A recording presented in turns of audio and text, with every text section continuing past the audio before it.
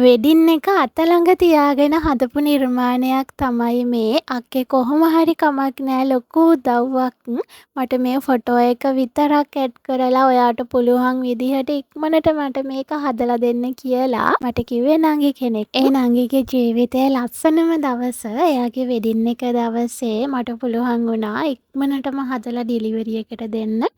බ්‍රයිඩ්ගේ flower බොකට් එකේ photo චාම් එකක් විදිහට හැන් කරගන්න තමයි මේක අපිට කියලා හදාගත්තේ.